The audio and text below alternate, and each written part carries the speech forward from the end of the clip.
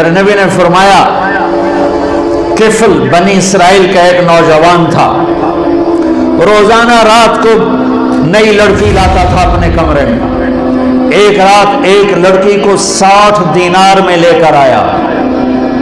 60 دینار لاکھوں روپیہ بنتا ہے آج کا۔ دروازہ بند کیا، اس کو مڑ کر دیکھا، وہ رو رہی تھی۔ تو کفل نے کہا میں زبردستی تو نہیں کر رہا، سودا کیا ہے۔ اس نے روتے ہوئے کہا کفل عزت دار ہوں، پیشہ ور نہیں ہوں، غربت نے یہاں تک پہنچایا ہے کہ عزت بیچنے پہ مجبور ہو گئی۔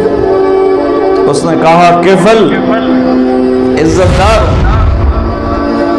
بھوک نے جسم بیچنے پہ مجبور کیا۔ تو کفل رونے لگا، کہنے لگا میری بہن جس عزت سے آئی تھی اسی عزت کے ساتھ چلی جا، اب میرے لیے دعا کرتے، میں بہت غریب انسان، اور جو تجھے پیسے دی بہت بڑی رقم تھی، لے جا تجھے ہدیہ ہے۔ جب صبح ہوئی وہ گھر پہنچی، کفل مر گیا، اچانک مر گیا، اور یہ اتنا گندا انسان تھا کہ کل اس کی میت کو دیکھ کر کوئی اسے کندھا دینے نہ آتا، کوئی اس کا جنازہ پڑھنے نہ آتا۔